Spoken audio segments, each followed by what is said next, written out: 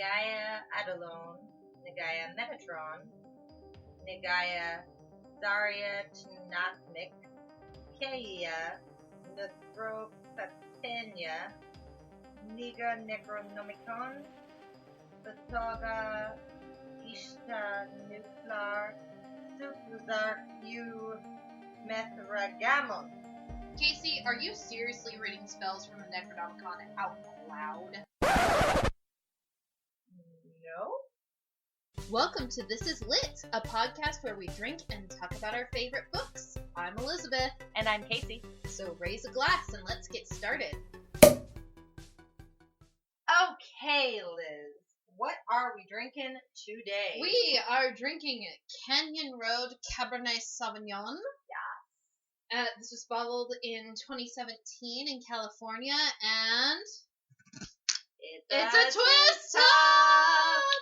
It's red wine. Yes, thank you, Taylor, for having this wine at your wedding, and we all decided we liked it a lot. If you're a regular listener, you know I am not a big fan of red wine. No, but she is not. I really liked this. Is good. And then, like, at Taylor's wedding, they had people going around, like, oh I make God. a joke about it being, like, if we have good waiters, I'm like, oh, it's a magically refilling cup. Because I look away and then it's suddenly full again. And that happened at Taylor's wedding a lot. One time I literally had it in my hand like so. I was just holding it to the side. She's like holding it to the side in my right hand, and I was like a talking queen over my left shoulder to someone, and I looked back and it had been refilled. Like a waitress snuck up and refilled it. Yes. It was amazing. It was great. Let's drink. Cheers. Oh. That's good. I miss this. Casey will tell you I've been on a kind of a cleanse for like 2 months. Been responsible. And so I'm like, this is the first weekend. I'm like, ooh, look, alcohol. Yeah, other than our recording session, she hasn't really been drinking. So. All right, today we are reading the 2017 novel, Meddling Kids by Edgar Cantero. Yes, Meddling Kids, which is obviously a take off the Scooby-Doo. I have to talk about the cover. I love the cover. It's before beautiful. we talk about anything else. They say don't judge a book by its cover, but literally the reason I first picked up this book when I read it back in February is because of the cover. This cover is stunning. I wish you could see it. There will be pictures, of course, on the website. Yes. But litliteraturepodcast.com. Thank you, Liz. You're welcome. But the cover is neon, mostly. It's purple and green. Purple and orange. There are silhouettes of the characters in front of a full moon. Mm-hmm. And then around the title in orange that says Meddling Kids, there are purple and pink tentacles coming up out of green water. Ugh. It's very evocative. It's very 70s, very Scooby-Doo. Yes, it's very Scooby-Doo. Which, of course, is the inspiration for the novel. And the inspiration for the novel is we have Andy and Carrie and Nate and Peter with their dog, Sean, who is a Weimaraner, which those are gorgeous dogs. And back in 1977, they closed the Sleepy Lake monster case. They were the Blyton Summer Detectives. I guess we should start with that. Blyton Summer Detective Club. It was a summer club for teenagers who like to solve mysteries. Well, they weren't even really teenagers. Like, Peter was the oldest and was 13. Yeah, Andy and Carrie were 12, and Nate was 11. Yeah. They were children. And so they closed this the Sleepy Lake monster case. It's in Oregon's Zoinks River Valley. Which I know, which is an obvious tribute. Zoinks. And they unmasked the Sleepy Lake monster, which is I think I titled this episode Jinkies. Jinkies. And they solved this mystery, and it is their final mystery because they are only they're children during the summer when they're at home. And they convince themselves of things that... Well, I think that the Blyton Summer Detectives... Did you ever read Tack? No. Is that what they were called? Tack? T-A-C-K? No. They were some short stories. They were like those paperback novels that every elementary school teacher has in their classroom. But they were like Tack or Hardy Boys or Nancy Drew. It was like... I read all the Nancy Drew novels because my mother owned the set of them and then my grandmother gave them to me.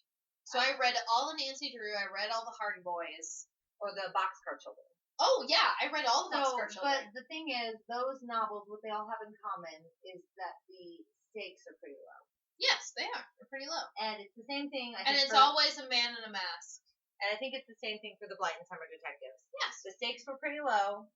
They were solving, who stole the money from the drugstore candy counter. Someone smuggling sheep. Yes.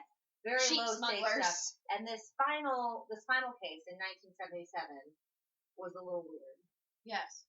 And all of them had trouble coming to terms with it. That's true. They did. And so Carrie, it was their last case, yes. And then they kind of dispersed and didn't really see much. Carrie became an alcoholic. Uh-huh. Andy, a.k.a. Andrea, was checking herself in and out of psychiatric care. No, that was Nate. No, Nate, yeah. Nate was the one going in and out of psychiatric care. She's the one who is super violent. Yeah. Andy has aggression issues. She gets kind of violent, and she's very much a loner. And Peter, who was the leader of the troop, became a famous actor until he committed suicide. Killed himself. The only one who seemed unaffected is the dog, and the dog is not even the original dog. No, the dog is the grandson of the dog that they had. Yes, great-grandson, Tim. Because this all took place in 1977, and then in 1990 is when the book actually takes place. The majority of the book. Yeah. After. It's 13 years later. 13 years later, and Nate, who has checked himself in and out of multiple institutions. Which I like the name of the asylum is Arkham, which I'm like, that's a wonderful nod to Batman. Mm-hmm. So this is a very nerdy book. So Nate has checked himself in and out of asylums ever since the last case. But the book actually starts with Andy cornering the guy who was released from prison, who was the guy in the mask that they caught at the DeBowen Mansion. And she's like, why did you do all of this? And he's like, I had to get away from that house. And that was the first kind of inkling you get that something was wrong. Yes. And then jump cut to Nate. In the psychiatric ward. Yes. And the reason that Nate continues to check himself into the psych ward is because he sees Peter's ghost. Peter follows him around, offers commentary on everything he's doing. Peter's kind of a little shit. Peter is kind of a little shit, and the book He's not kind of a little shit. He is a little shit. The thing that's interesting about the book is that there's enough supernatural shit going down in the book that Peter very well could be a real ghost.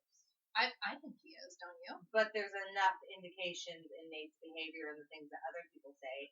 But that okay, it seems like it might be Nate's personal I have a theory about that actually, which later in the book we have a big reveal later in the book, and so I think maybe it was Peter's spirit being like, "Shit is not where it's supposed to be. Yeah, you should take care of this." Yeah. So that's kind of my theory, because after that big reveal is taken care of, Nate stops seeing him. Yes, that's true. So let's back up a little bit. Yes. Meddling Kids is a horror comedy, and it's fairly new. You really think it's a comedy? It's dark comedy, but dark comedy. I will take dark comedy. It's a horror comedy that came out in 2017. Edgar Cantero is not a native English speaker, but he wrote the book. Is he a scriptwriter as well? I'm not sure. He sounds very much like a scriptwriter of this book. The thing about this book, I will tell you right off the bat, is it has a very unique writing style. Because he talks about like shots and panning and. From what I understand, I went on Goodreads after I finished it because I love this book. I read it back in February, and when Liz and I started this, have it in your bio as one of your favorite new books. When Liz and I started this podcast, I said, Liz, we are going to read Meddling Kids at some point. It is so good. I absolutely love it. And so this is like your second read through? This is my first. This is my second read through. This is Liz's first. Did you catch more? I did. I mean, I was, my second read through is always a little harder because if you get, distracted or bored, it's easy to kind of skip things. But I did notice things that I missed the first time. Because I feel like I need to read this book a second time. There's a lot going on in it. But the writing style is very, very specific and unique. I will admit, I probably would have done better reading this book, but I had the audiobook. And the jumping between the wonderful expose that he has, to the camera shots, to the actual just like script dialogue. Yeah. Bugged the crud out of me. Well, the book, I hated that. on Goodreads, the book has a very middling rating. And if you go and look, it's not because everyone's giving the book 3 stars. Yeah. It's because people are either giving the book 5 stars or 1. And when you look at the 1-star reviews, 90% of them are not about the content of the story. They're about the writing style. Yes. And they can't stand it. And I don't know, I think part of it might be because it's not his native language. Exactly. And I think part of it is a specific and very intentional writing style. He just made a choice that was a little bit divisive. But I really liked it. I read this book and I'm like, this book would make a great movie because the script is already half there. But like I said, I think I would have done better like reading it in print than I would listening to it, because like there's parts where it's like it's literally just dialogue and it's like Andy says this, Carrie says this, Nate annoyed says this. Yeah. And that going from like that wonderful flowing expose to that was very off-putting in an audiobook. Yeah. That's why I'm like, in a written book, I probably would have done better. But it's like, the story is so good that I kind of got used to it and started to ignore it. Well, and that's not the only odd spot of it. Like, sometimes it just, like, jumps into italics, like, deciding. So, like, for example, it says, Peter Manor, theoretically 26, fixes his wavy hair with Nate's comb, then pockets it in his jeans, a glistening smile of approval towards his reflection. See, that's why I think Edgar Cantero is a scriptwriter, because, you know, I do all that writing for that puppet troupe here, and so that's how I do stage direction. Yeah. And so there's a lot of points in this book where I'm like, this is reading more like a script than it is an actual novel. And then there are times when they actually use a literal script. Let me find one. Here we go.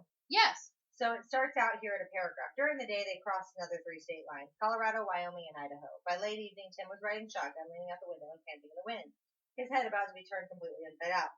Every now and then he popped in to spit the dead insects and then stuck his head back out for another 5 minutes.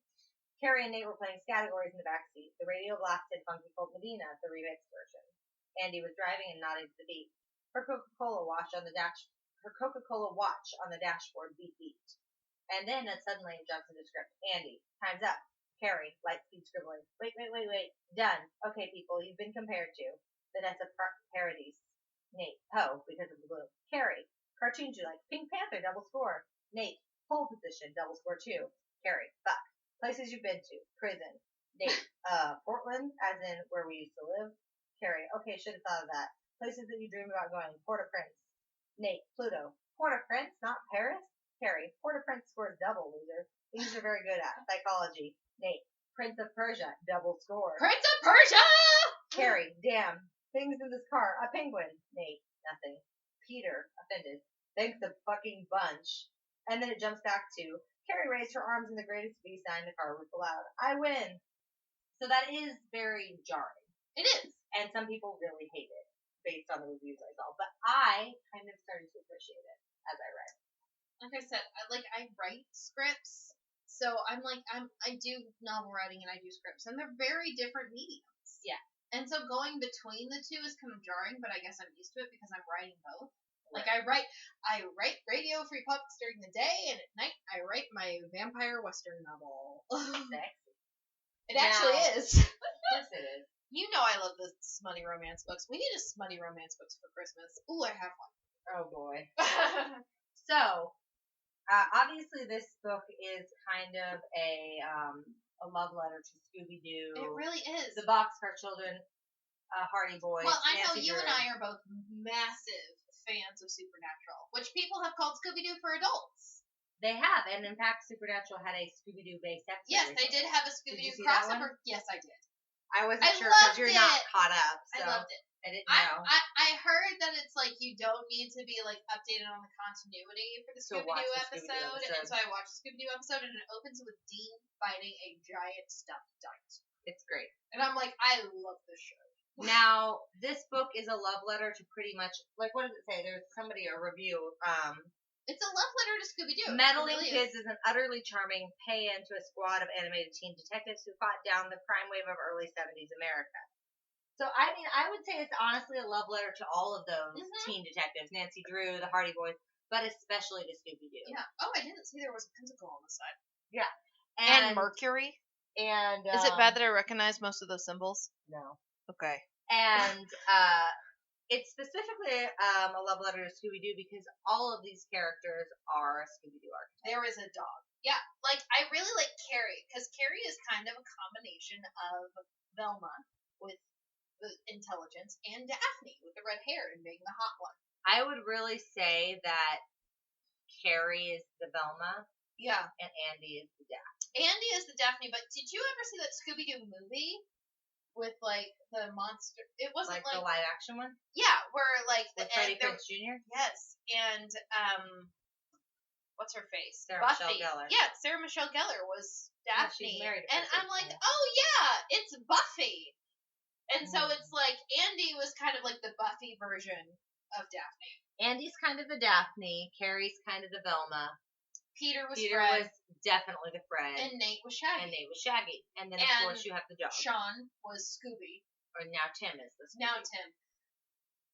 But there are some differences. For example, there is a whole thing with, there is a scene at the beginning of this book where Andy takes on like 5 biker guys who are harassing Carrie, and she kicks their ass. And I immediately, as soon as that happened in the book, I went, "Oh my god, I'm in love."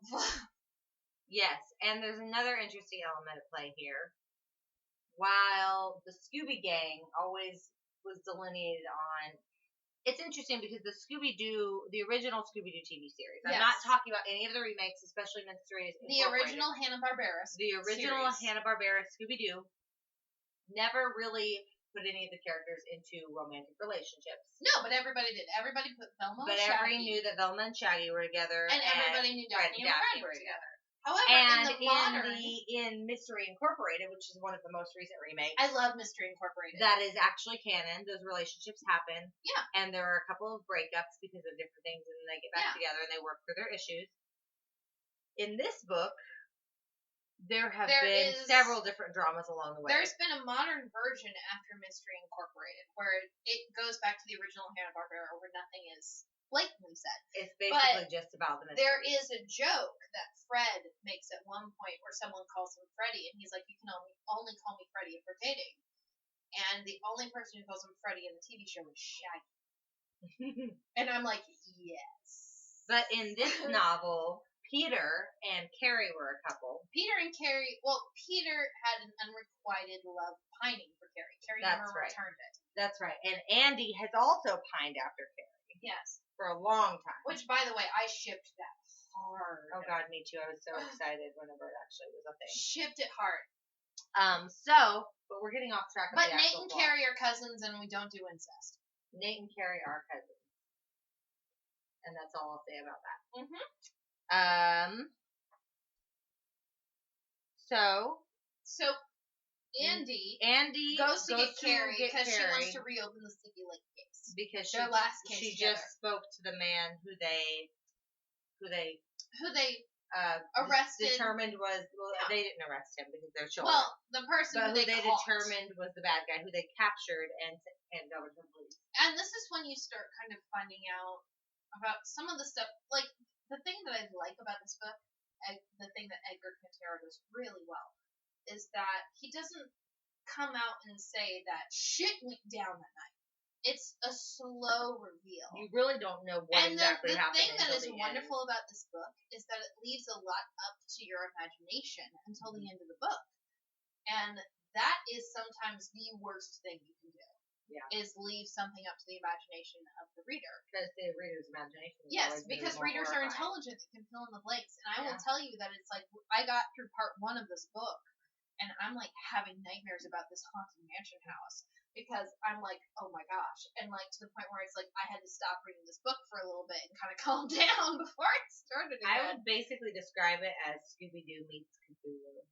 Yeah, it is. It is literally Scooby-Doo meets Cthulhu. I agree with you. And so basically the gang slowly gets back together. First, Andy goes to get Carrie. And finds Carrie, who is a bartender. Yes, and Carrie is an alcoholic and she is dropped out of She's been college. in prison. Well, Andy has been to prison for beating the shit out of a governor's son, which person of us wouldn't have done that. Right. Yeah, I'm like, I don't feel bad for you. She's like, I can't get on a plane or go to Texas. I'm like, that's fine. That's so specific. The guy probably deserved it too. From the way she tells it, he totally deserves it. Yeah. But Carrie has been to prison for being drunk in public and got let out the next day after she sobered up. Right. But Carrie has she was going to be a biologist, and so her studies have dropped by the wayside, and there was a guy who was supposed to get her for a final, and I really like that these guys are being really, really, really. I kind of I work as a wine sommelier now, which is kind of like a step up from bartender, but you still get those creepy old guys that are like, "How are you doing, honey?" And you're like, "Leave me alone." And working murder mysteries and stuff too. Yeah. People assume that you're an actress means that you're there for their entertainment in multiple ways. And so it's like, you know what? I don't feel bad for Andy breaking their balls. Yeah. Not at all. Go get it, Andy. I'm rooting for you. So give me more wine, I'll get angrier. Andy goes and gets Carrie from the bar, kicks a bunch of people's asses because they're harassing Carrie. And again, Carrie's her friend, but also she's kind of in love with her. She's kind of been harboring the secret love for Carrie for the past 20 years. So she's a little tense and on edge. Yeah. And her stress thing is a squeaky penguin, which I love that penguin. That's a good penguin. So then she gets Carrie to come with her, and then she convinces Carrie that they need to go get Nate. And Carrie has been having horrible nightmares. Horrible nightmares.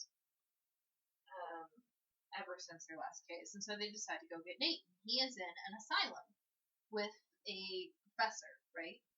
Yes. And Nate is like, all of these people are crazy, but I am seeing the ghost of someone who is obviously dead. Why am I seeing him?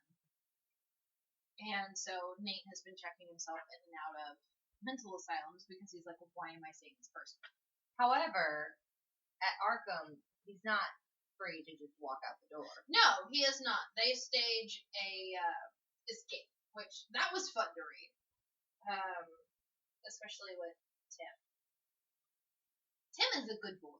Tim is a good boy. Tim is the best boy. The dogs are there's almost something supernatural about the Weimaraners too. Almost. The dogs. Well, are you talking about the last 5 pages of this book? No, I'm talking about earlier in the book. This book leaves the dog is scary intelligent.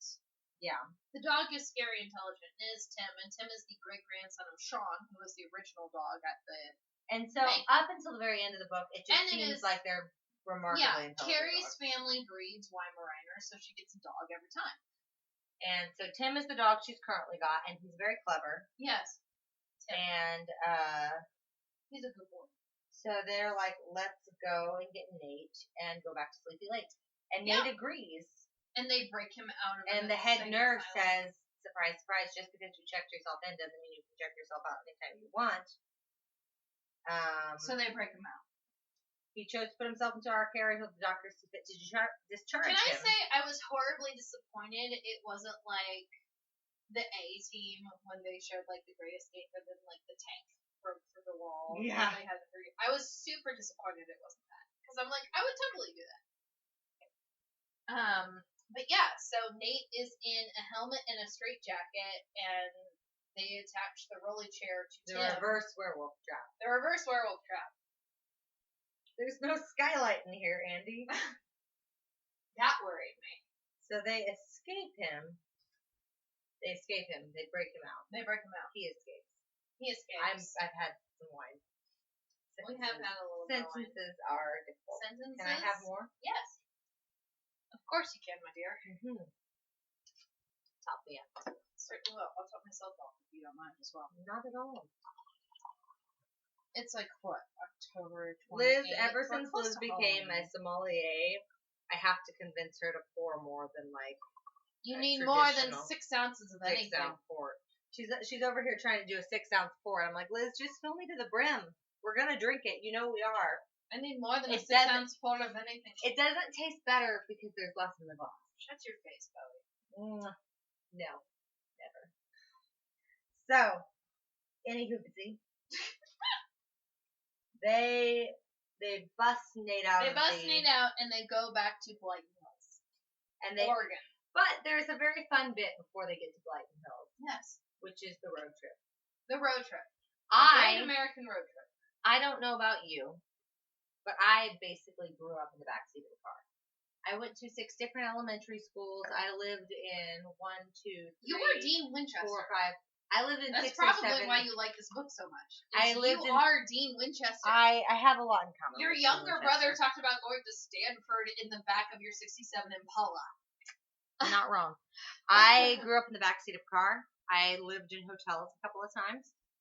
I love driving. I love being in the road. I actually had a show with the company I work with in Nebraska this weekend, so we had 10 hours on the road all told over the course of 48 hours. 10 of them were on the road. I'm glad you had a good show. And I'm getting back into that next week. I'm excited. It'll be fun. So there were, 2-lane blacktops just out in the middle of nowhere. Yeah. I love that shit. And they're driving from basically the East Coast to the West Coast, to the right? West Coast because Andy can't get on a plane. Andy can't get on a plane. Because she kind of escaped from prison. Because she kind of sort of escaped from prison. Sort of. So they have to drive cross country in this shitty old car. And it's a Volkswagen, isn't it? I really enjoy it. Yeah. So you've got 3 people who are all pretty fucked up. Did you ever play that game that they play in the categories? Not categories, but the one where it's like you pick a word and you say letter in the word. That's just a variation on categories. Yeah. Yeah. So basically the way the game works is you say, okay, so the letter is P. Mhm. And then I say to Liz, places you've been. Okay. So where have you been that starts with P? Paris. I've been to Pensacola. So then Liz gives me one. Favorite colors. Purple. Plum. And the goal is not to have the same, because if you have the same, no one gets points. Yeah. And if you have double letters like Pink Panther or, yeah, Pied Piper, you get double points. Pink.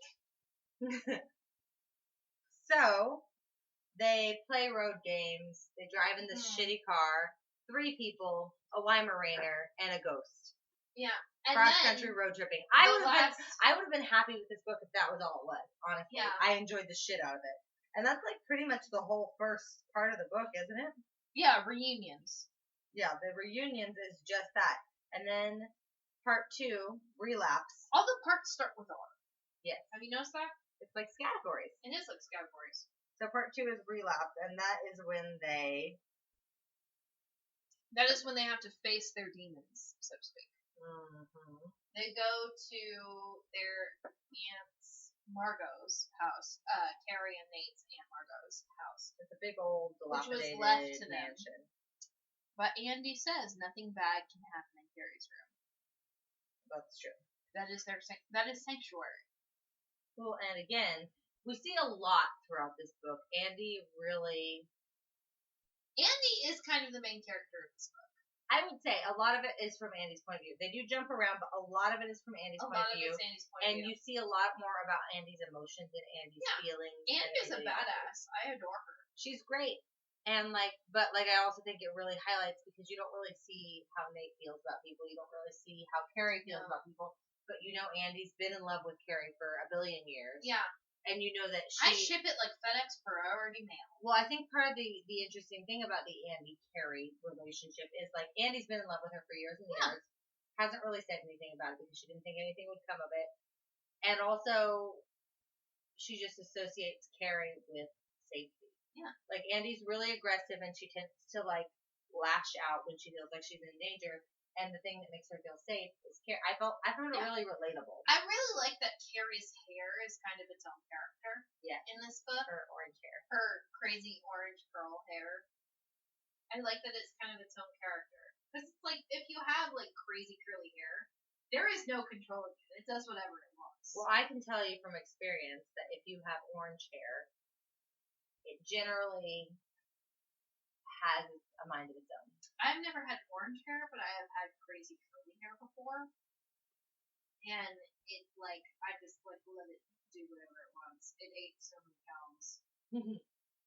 Yeah, my hair when it was long, super thick, did whatever it wanted. I had somebody tell me last week they were doing my hair for a show, and they were like, Casey, I love how your hair does whatever it wants to do, no matter what I want it to do. And I was like, yeah, that's kind of its way. You should have seen it whenever it was waist length and curly. Yeah.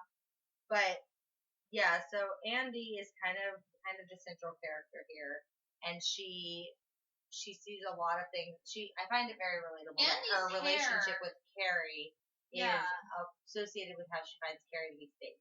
Andy's hair also kind of becomes its own character towards the end as well, because there's like, I noticed that there was a thing where it's just kind of like she had like a little piece of hair that kept falling in her eyes towards the end, and she just like left it places for dramatic effect. Mm-hmm. And I'm like, what of us has not ever done that, especially if you're brunette?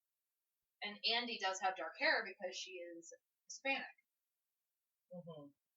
Yeah, and that's the other thing is the characters in here are very dynamically drawn. Yeah, I mean, we are assuming Carrie is a white girl because she's redheaded. Mm-hmm. And so we must assume, it's never just. I mean, red hair does occur in other ethnicities, but not with nearly as much frequency. Yeah. And Nate is her cousin. Nate's her cousin, so who knows? But there's no real telling. Yeah, it's never established. And same thing with Peter. I think I picture Nate as being black, personally. Yeah, I do too. And I picture Peter as looking almost exactly like Freddy. Yeah. From Scooby-Doo. Yeah, I agree. And I definitely see Nate being black. I definitely see. Andy is canonically Hispanic. Yes. Her last name is Rodriguez. Yeah. Well, and I think that was important for the author because he is Hispanic. He is Hispanic. He was going to have, and it makes sense also that she would be. Kind of the point of view, the main point of view of the whole. I like that she's like 5'2" in the fireball. Yes. So where were we? Yes, they get to Blyton Hills. They reach Blyton Hills on the Zoinks River. And so they reopen the Sleepy Lake case, and they meet Joey at the diner. Yes, Joey. So who was their childhood bully? Going back to Blyton Hills, for them. It's kind of like Hanna-Barbera did a TV series called Pup Named Scooby-Doo. And they had like young Daphne and Freddie and Velma and Scooby and stuff Scoobert like that. Doobert. Yes, Scoobert Doobert. And what is Shaggy's real name? Norville? Norville. It's Norville Rogers. That's the only character who keeps the last name. Yeah. His last name is Nick Rogers. Rogers. Same like Shaggy. Yeah, but nobody knew Shaggy's last name. It was just named Shaggy. Until later. But Shaggy had a sister. I knew Daphne had a sister. There was an episode with, I think it was Shaggy's sister, where she was getting married, and there was this whole someone was trying to steal her wedding ring, and that was because there was a treasure map hidden inside her wedding ring. Are you sure that's not a National Treasure movie? I'm sure that was an episode of Scooby-Doo. What the fuck? I love Scooby-Doo. I do too. Have you watched Mystery Incorporated? Yes, I love Mystery Incorporated. I watched so good. First two seasons, love that but Lewis I haven't Black. watched the third season yet. I love that Lewis Black is a mystery.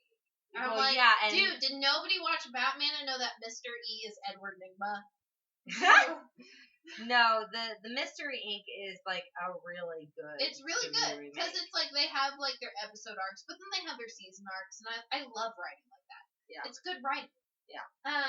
Which I love a good Scooby-Doo episode. It's just like pull the mask off, let's go. Would have gotten away with it. Blah blah blah. If it weren't for you, Meddling Kids. I like that just as much as Next Kid, but there's something fun about linking Scooby-Doo into an overarching storyline. It was fun.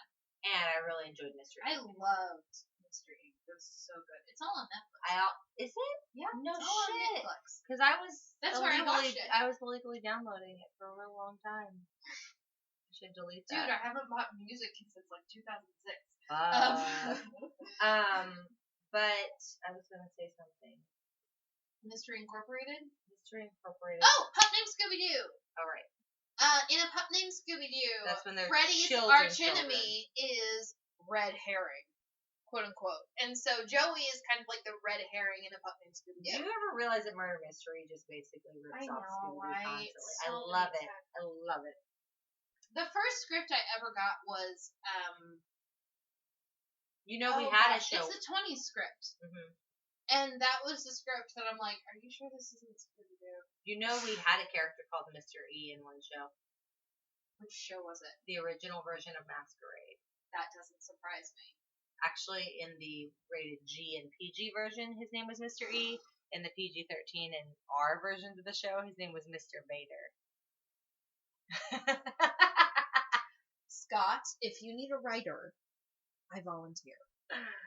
Scott, listen to our podcast. Please do. Anywho's,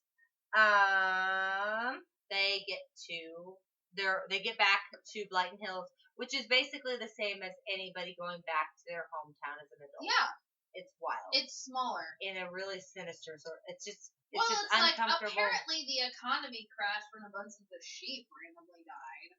Oh. That tells you anything. Blyton Hills kind of sounds like a miserable place. Yeah, and they go back and they find Captain Al. Captain Al. I love Captain Al. He's a good man. He is. And he's someone that helps them whenever they have their mystery club there. And he kept all of their mementos. Because he's like, I am so proud of these kids. Which is very, very sweet. Yes. But he lives in a junkyard now. And they have also Deputy Copperseed, who was a policeman at the time that they didn't like. Excuse me, when they were children. But now he's kind of a cool guy. Yeah. Because he's like, children, and I'm kind of with Deputy Copperseed. A 12-year-old doesn't need to be doing this. He's like, do you know what danger you're putting yourself in? But now that they're older, he's like, okay, let's go with it. And Joey volunteers with the police station there because it's such a small town that they only have Deputy Copperseed. They don't have any other kind of help. Yeah. In that town. I want to sidebar back really quick though to when they reunited with Captain Al. I love Captain Al because Joey was their bully growing up. Yes, he was. But Captain Al was a friend, and they really cared about him, and he helped them a lot.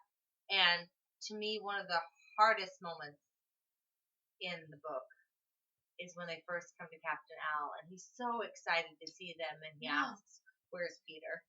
Oh, that's awful. He asks, My "Where's heart broke." Peter?" And no one says anything, and then Peter or Peter's ghost or Nate's hallucination of Peter or whatever he is says, "Don't tell him." Begs Nate, please don't tell him what happened. And Nate says he died in a car crash, and the girls don't question it because what really happened to Peter was half a bottle of vodka and sleeping pills. He killed himself. Yeah, and that's just awful.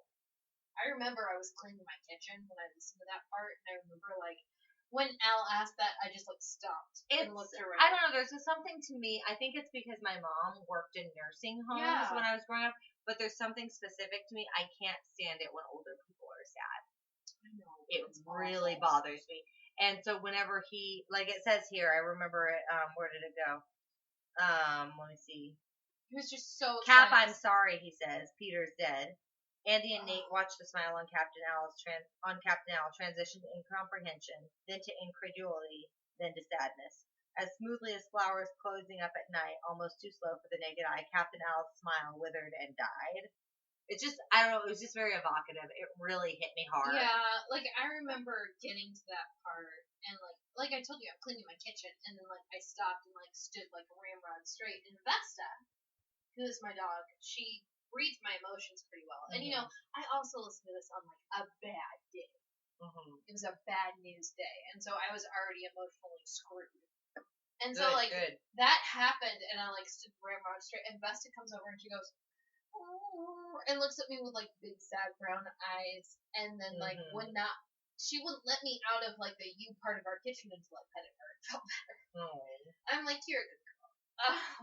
You're dumb, but you're cute. You are a good dog. She is a good dog. So anyway, we can move forward, but I just wanted to touch on that because it was just it's awful. It was just a really poignant moment. The fact that Captain Al kept all their mementos, really proved that It's he like really Captain Al cared is about these sitting kids. back here caring about these kids who have disappeared from his life. It was just kind of And sad. he's like, I meant to give them back to you the next summer you came back, but none of you ever came back. Yeah. I mean, can you imagine from his point of view, like these kids who were there every summer solving mysteries and they just never came back? And just so happy to do it too. Yeah. You're like, this is our fun, and we're having fun, and we're being children, and then something happens to them, and they all get screwed up, and they never come back. Yeah. So anyway, then they meet the deputy, and Joey becomes kind of an asset to them instead of the bully that he was when they were kids.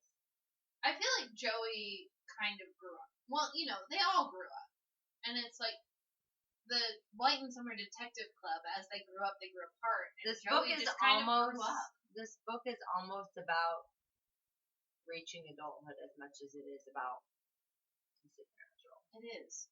This book fucked me up. Like, it didn't spook me necessarily as much as it spooked you, but emotionally, it just kind of fucked me up. Once I got through to the point where they actually started explaining what happened in the mansion, then I kind of calmed down. But the fact that it's like this whole mansion was like left up to my imagination was worse than actually telling me what happened. And then I'm like, oh, okay, I know what happened. I'm fine.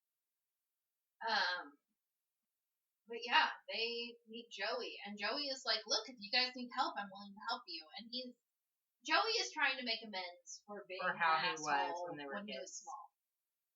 I mean, who among us was not an asshole when we were small? I was awkward when I was small. Like, Mallory will tell you that, like, the first time she met me, she hated me, and then I kind of chilled. You were more high-strung when you were small? Yes. God. Can you imagine it? God. That's because I wasn't allowed to drink alcohol. Liz, I love you, but you're high-strung now. I know, right? Holy shit. No, I'm not arguing that with you. I am high-strung.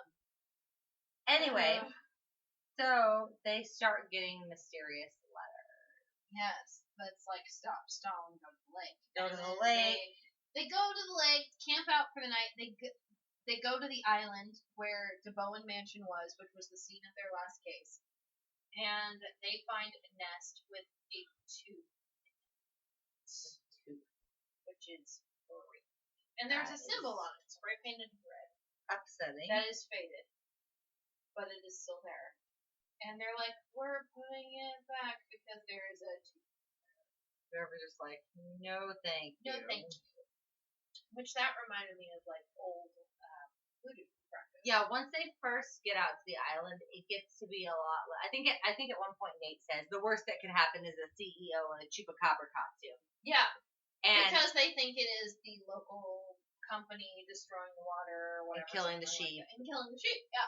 But when they get out to the island, it becomes very quickly apparent that whether or not magic is real, someone is fucking with some voodoo. Yeah, someone believes magic is real, which is sometimes more dangerous than magic actually being real. That's true. That's true. So they go talk to Dunia DeBoer. Dunia. Right?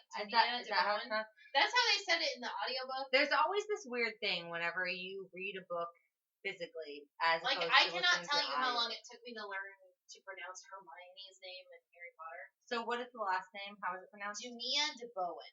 DeBowen Is what they said in the audiobook. See, I'd say true, DeBowen. but that's what they said. See, I'd say DeBowen. It's spelled DeBoen. DeBowen. So Daniel.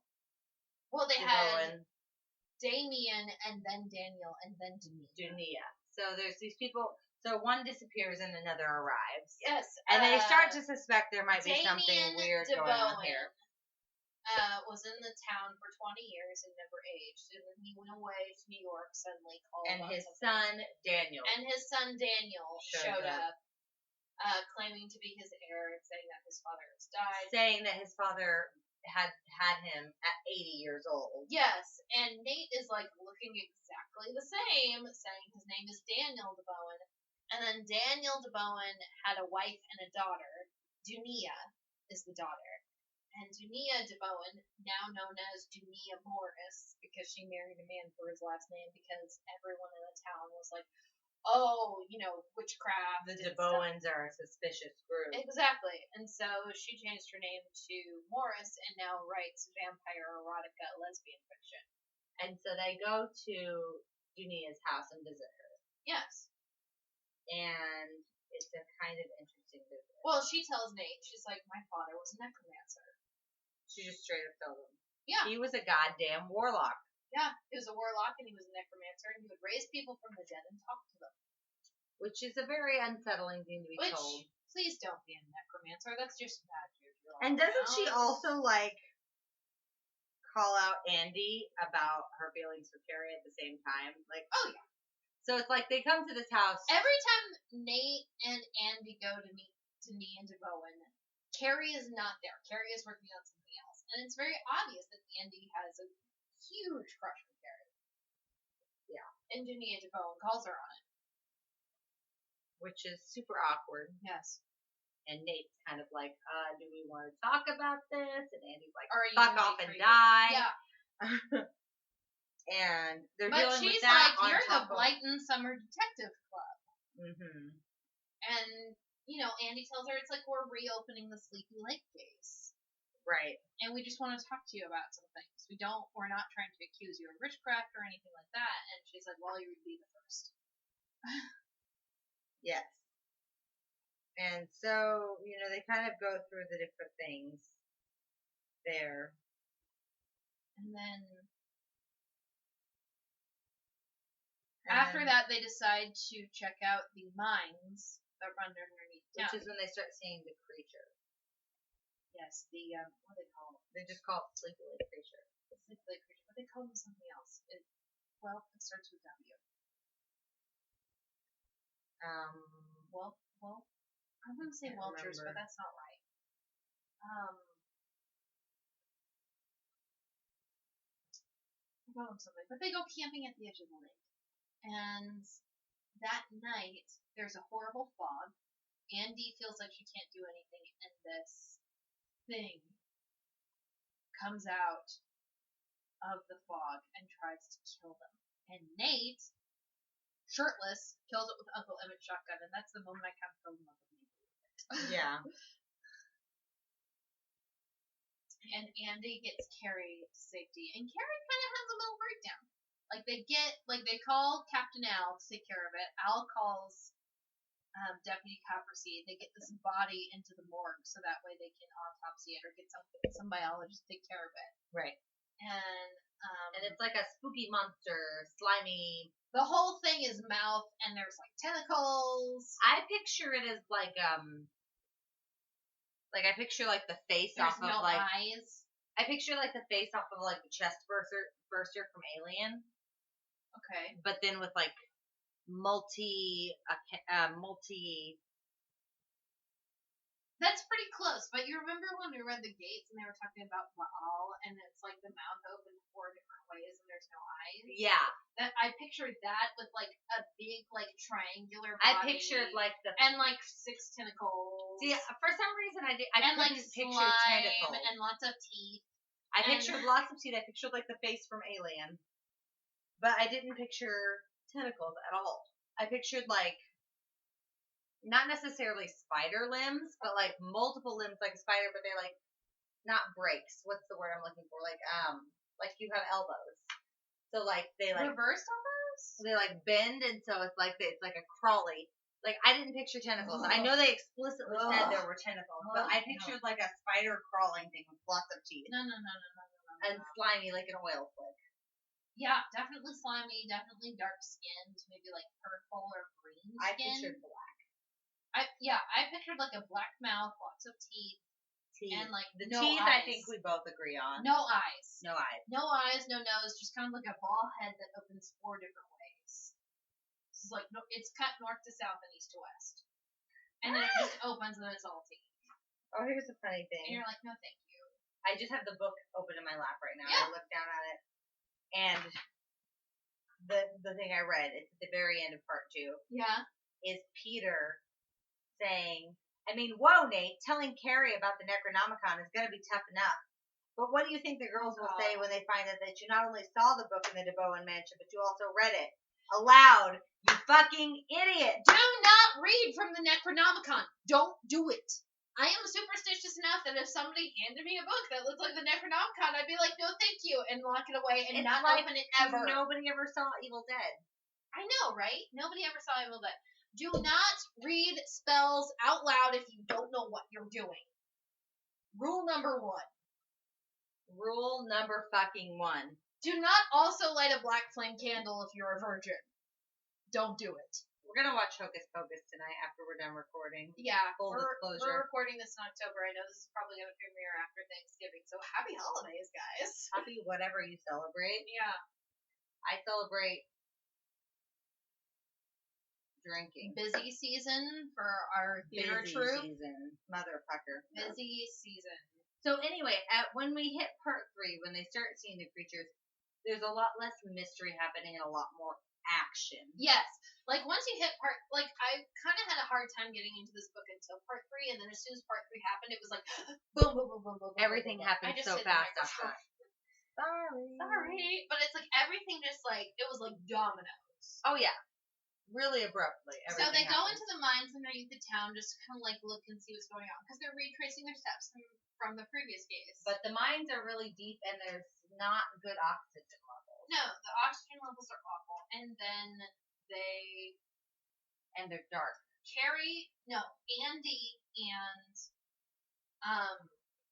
Andy and Nate find this room with, like, symbols all around them that leads to this one picture in the middle.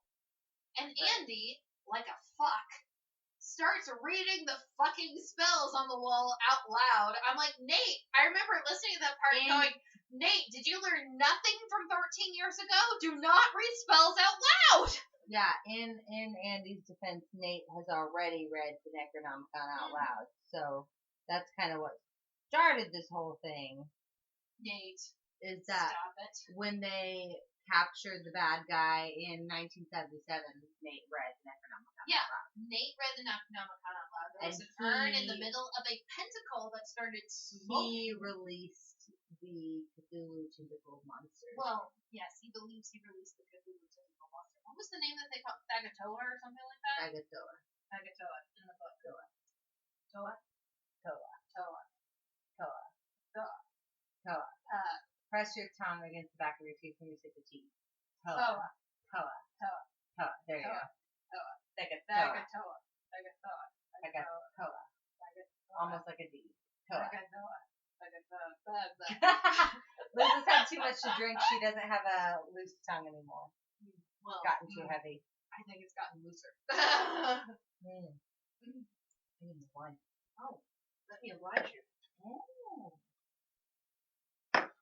Okay. I like drinking red wine because it makes me feel like an elegant vampire bitch. Well, you are an elegant vampire bitch. Didn't we cover this during the Dracula episode? Probably. I don't remember that. That was a long time ago. I know, right? I feel like we haven't recorded in like 50 years. Just finish it out. There's not much left. Okay. I know. Yes, queen. All right. So, wow, we are 52 minutes into this. We should wrap it up. Yeah, we should. So anyway, this is when it gets really actiony. They go down to the mine, exposition, though. and it turns out there is more than one creature. Yes. In fact, there are possibly the creatures 20s that they saw, and 30s. The creatures that they saw at the lake and in the mansion 13 years ago were minions of a bigger creature that is sleeping under the lake. Essentially Cthulhu. Yeah, essentially Cthulhu. So this becomes, it goes from being a mystery that is like unraveling slowly we need to we prevent have to the stop apocalypse. Cthulhu from starting the apocalypse. And it happens very quickly. And then Dunia DeBowen is revealed to be the same DeBowen as Daniel and Damien. It is a consciousness transferred into a younger body. A new body. Pretty much. Which, that was kind of the basis of, did you ever see The Skeleton Key with Kate Hudson in it? Yeah. Yeah, it was pretty much that kind of idea, where it's like this, your consciousness is transferred into a new avatar. Yeah. And the kids discover that the night 13 years ago they were at DeBone Mansion trying to catch this thing, Nate accidentally resurrected someone from the dead, who he believed to be Daniel DeBowen or Damien DeBowen. And since he did it, he had to, it's like he carried a part of his soul in him, and then it was transferred Yikes. to Peter, who was transferred to Carrie, who was transferred to Andy, who was transferred to Sean, the dog. So basically, So everybody's everybody's carrying carrying a piece of the Bowen soul in their body. Which, as soon as that happened, I remember But that's listening what to caused that. Peter to kill himself. Yes, is because it causes depression and he was hearing loss voices and he was and imagining, and things like that. And Peter so couldn't handle it. hallucinations. Carrie handled it by drinking a lot. Nate handled it by actually getting psychiatric help, and Peter could not cope with it, and so he killed himself. Andy became a badass. So Nate actually starts to blame himself. He does. He's the one who killed Peter. He is the one who killed If Peter. he had never spoken the words in the Necronomicon, Peter would have died. And Peter, you cannot blame yourself. Peter's ghost or Nate's hallucination of Peter's ghost kind of rejects that idea. And he helps them. Peter's ghost helps them to find what they need to stop this apocalypse. Yes. And that's when he disappears. Which is why you think that he's an actual ghost instead of just a hallucination. Yeah, right? I definitely think he's an actual ghost. I think he's around... appearing to Nate because it is revealed at the end of the novel that Nate is actually a sorcerer. Yes. So of course Nate would see the ghost of someone he cared about. And Peter only sticks around long enough to point out what happened to them. What happened. Because at the end of the book they decide, Andy in her fashion decides to go in all guns blazing and kick the shit out of this thing. I mean, same. That's what I would have done too. I know, right? Okay, reading this book, Andy and Carrie, I'm like, it's Casey and Karina. I'm reading this book and I'm like, it's Casey and Karina. But you discover these lake creatures breathe carbon dioxide. They don't breathe oxygen, and so they think at the end they discover that there is a huge amount of carbon dioxide sealed underneath the levels of this lake, which that is based off, there's a lake in Russia where people see rings in the lake a lot, and they're formed by carbon dioxide, and so a lot of people have seen aliens around that lake as well. Astonishing Legends podcast. Scott, listen to our podcast. Forrest, listen to our podcast. Different Scott. The Weezers. Yeah. They called them Weezers. Weezers, thank you. I'm like, it's a band name. No, Weezer is W-E-E-Z-E-R. These are W-H-E-Z-E-R. Weezers. Weezers. Wheatfins. Why are you saying it like that? Why am I saying what like that? Say wheat. Wheat. Say thins. Thins. Say wheat thins. Wheat thins. Anyway. But the Weezers breathe carbon dioxide. Right. And so Carrie discovers that there is a huge pocket of carbon dioxide underneath the lake that if suddenly released by a tremor, it would release it, the Weezers would be able to come to the surface, and so would Agatoa.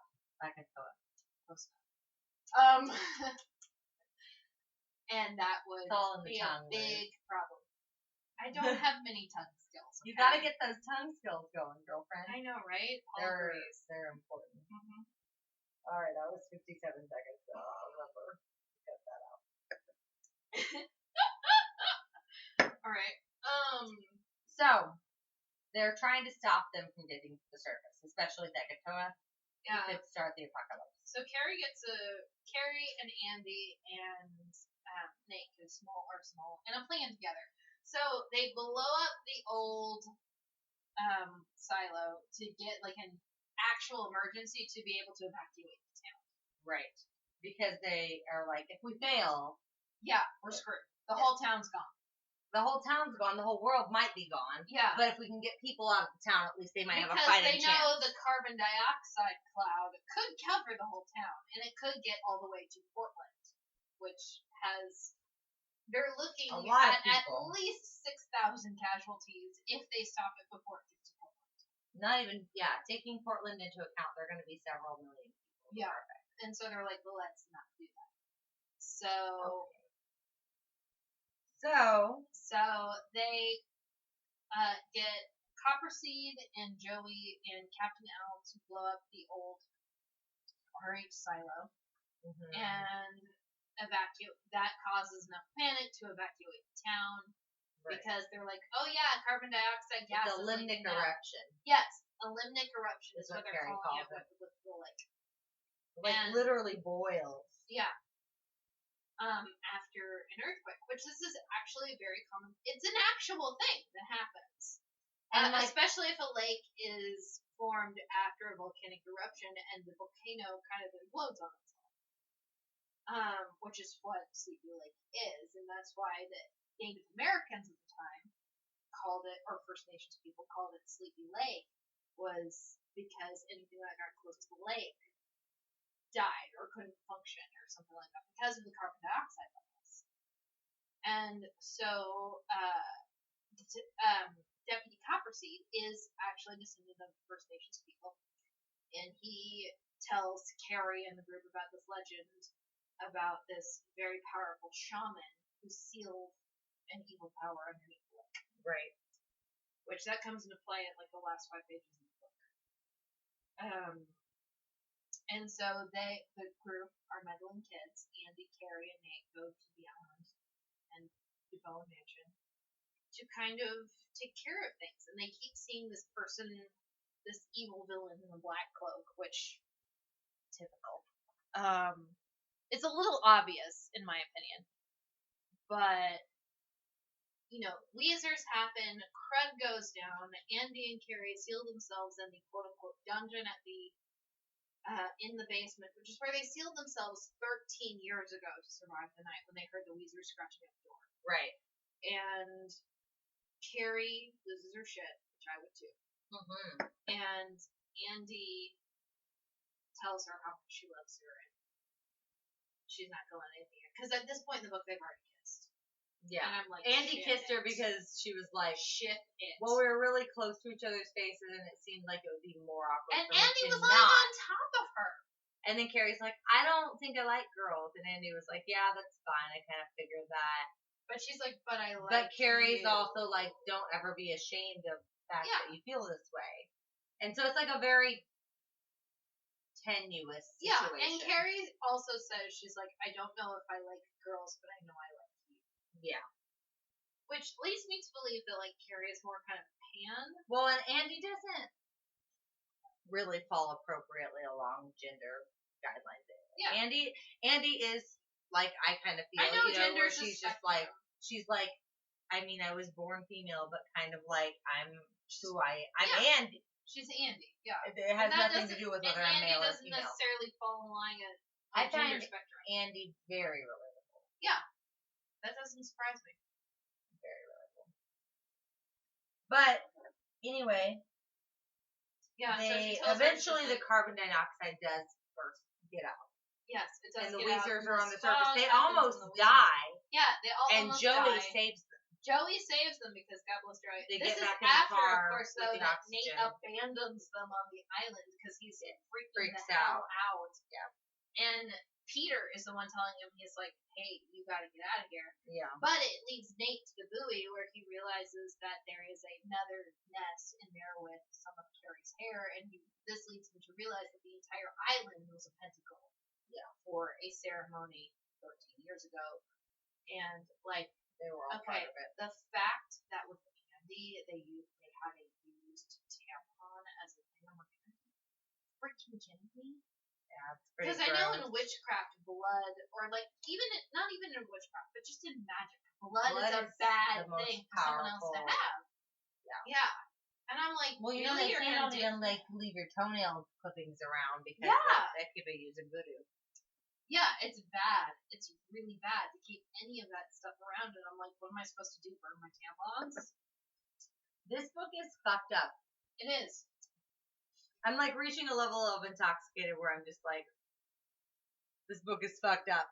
And I'm, like, having trouble following the plot of it. And there's saliva. It's like blood, hair, teeth, saliva. Teeth freaks me out. Teeth freaks me out as well. Well, even in Terry Pratchett, in The Hogfather, there was a whole thing where somebody took over the tooth palace of the Tooth Fairy, and she had all the teeth of all the children of the world, and even people who are no longer children. But it's like, it's old magic. If you can, like, control a part of somebody's body, you can control that person. Yes. And it's the same thing with numbers, because eventually what they do is they do the reverse spell of what Tania did. They need 5 people. Yes. And they don't have 5 people because Peter's dead. Yes, because Peter is dead, but they have Carrie, Andy, Nate and Joey, and they need a fifth person, and they can't figure it out. And then so Tim sits himself down the dog, at the end of the pinnacle. and donates his squeaky penguin, which has saliva on it. I think it's so funny because Nate's like, he's a dog. I'm pretty sure the spell calls for 5 human summoners. And Andy's the one who's like, it's the next best thing. Fucking adapt. Yeah.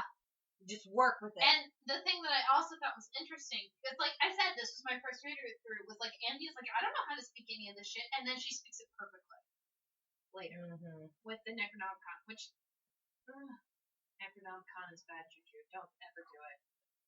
Yes. And so, but that is the spell that sends the ancient god back underground. Yes. But like Dania, her motivations, most villains' motivations are like power or love or something like that. And her motivation is just, I want to see it because I've been alive for so long. I want to see the end of the world, so I might as well cause it. And I'm like, that is a screwed up motivation. Yeah. And it's not a very strong motivation. No. And so, like, as a reader, that kind of annoys me. But we find out the person who is in the cloak is actually Peter. Yeah. That was, like, the biggest thing with me that I'm like, I normally figure that stuff out sooner rather than later, but I didn't figure it out until, like, 5 minutes before they revealed it. Right. And I'm like, oh my god, why didn't I see this before?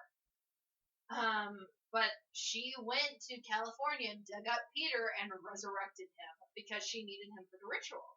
Yeah, it's fucked up. And the thing that I liked, because, I read Jinkies as well. In Odd Thomas. And Odd Thomas has a rule that the dead don't talk. Yeah. The dead don't talk. They don't speak. And even with Peter, at the end, when he was resurrected, he didn't speak. He just mouthed words. Yeah. He mouthed, I'm sorry, to Carrie. And that was it. And so I'm like, that kind of keeps with the whole the dead don't talk thing. Yeah. And so I liked that kind of bit of stuff. But it's like... But they end up doing this spell at the end that sends the Cthulhu back under the lake. And everybody is happy. And they do it in Carrie's room, which is Sanctuary or Stronghold.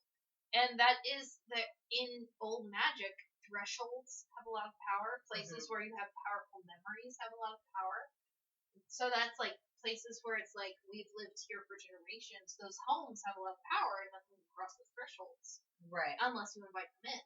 So they successfully banished Sagatoa and the Weezers. Yes. And in a place where they have powerful, positive memories. And that's when Andy just basically grabs Carrie and kisses her. Big romantic kiss. Yes, and I was like, oh, thank God, finally.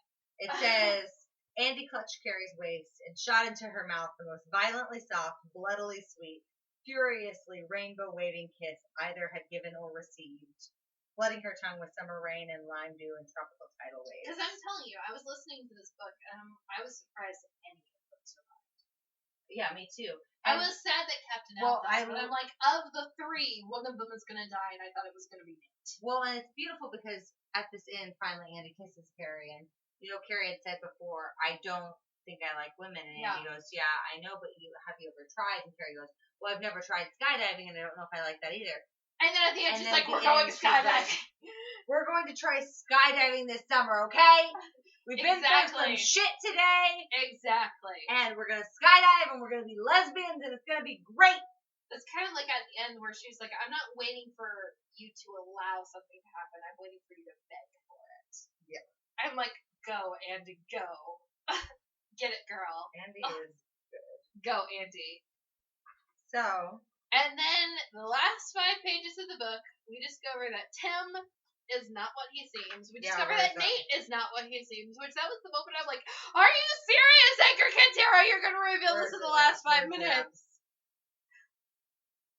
Okay, so Ashen Fox. Ashen Fox, who was the native shaman that banished the Cthulhu. I am Ashen Fox. Oh my god. Your dog was kind enough to serve as my vessel. Please do not feel deceived. He has been your dog all this time. I just ride along. But that was Sean, Nate argued, hearing the next answer. Sean was the dog we took to the house 13 years ago, not Tim. Tim is his great-grandson. Well, as DeBowen told you, aging forth and back is not difficult. Switching ourselves with one of the younger cubs is. It became easier once Carrie left for college and went months without seeing us. Tim shrugged, a bittersweet smile in his mouth. You know, it's all been done before. So there is a spirit of a Native American shaman living in their dog. Sure. Why the fuck not? Do you think there is a spirit of anything living in Zebron? Speaking of which, scratching at the door. He knew we were talking about him. The only thing living in Zebron is wholesomeness and love. Okay. He is a good boy.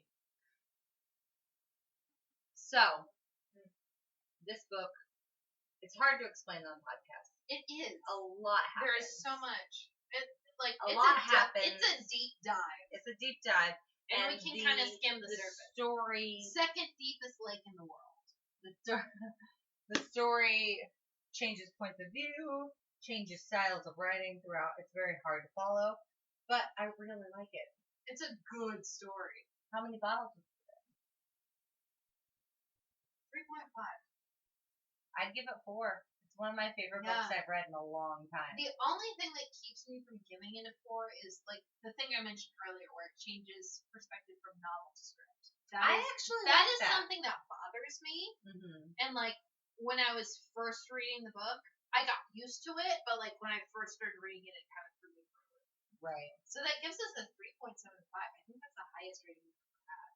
It's a really good book. I'm really glad you read it with me because I read it back in February and I was absolutely in love with it. I feel like I need to read it again. And it's so spooky and so nostalgic because it made, the whole way it reminded me of Scooby-Doo. There's one thing that like really like I read this scene and then I had to quit for a while. More so than the whole Konohana Mansion. But there was a whole scene where it's like Carrie is having a nightmare and it talks about this thing going in and ripping out her womb. Mm-hmm. And I had to stop after that for a while. That's fucked up. Because I'm like, that is messed up. Yeah. No, thank you. The thing is, this is very Scooby-Doo inspired, but it is also very adult. The characters curse. Yes. The characters are very damaged. The ones that are still alive. I mean, Peter's dead at the beginning of the novel. Yeah. And there's a lot of trauma and backstory. And, like, even at the end, like, even when Carrie and Andy get together, it's still kind of an unusual, non-conventional relationship, which, you know, is also, I appreciate it. It's fine. Because I find it relatable.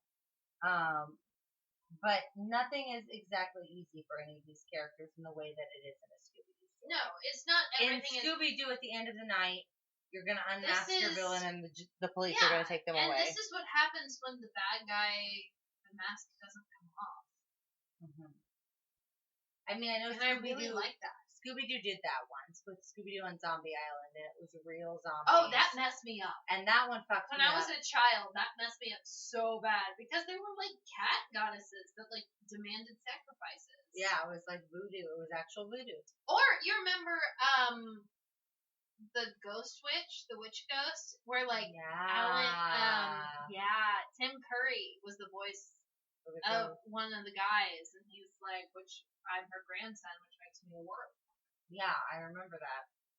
Yeah, it was, you know, and this is more like that. It's like, it's Scooby-Doo, but grown up and gritty. And, like, I have a lot to say about, like, gritty reboots, and I don't think everything needs to be gritty and dark. No. But I think Justice League does not need a gritty reboot. But I think Scooby-Doo lends itself to that. Yeah, I think something with the supernatural and with, like, you know, like, even in the Supernatural Scooby-Doo crossover episode, this is spoilers, but the guy was putting a haunted object into stuff to scare people away, so that way he could buy the block and sell it to developers. Yeah. Yeah. And I'm with Velma on jumping Sam's bones. Jinkies. But yeah, Meddling Kids, strong recommendation from us. I imagine that we will read at least one of the other Edgar Cantero books along the way. He came out with another one this week. He came out with another one this week. I'm interested in this. It's like a 40s PI noir story. I think the title is something like "There's Only Room for One of Us in This Body" or something like that. And then he's got another It's book really called good. The Supernatural Elements. I'm excited for I'm it. sure you can anticipate us reading at least one of those in the near future because we both really enjoyed this book. But in the meantime, thank you for listening. And we will see you next time. Stay thirsty, my friends. Cheers.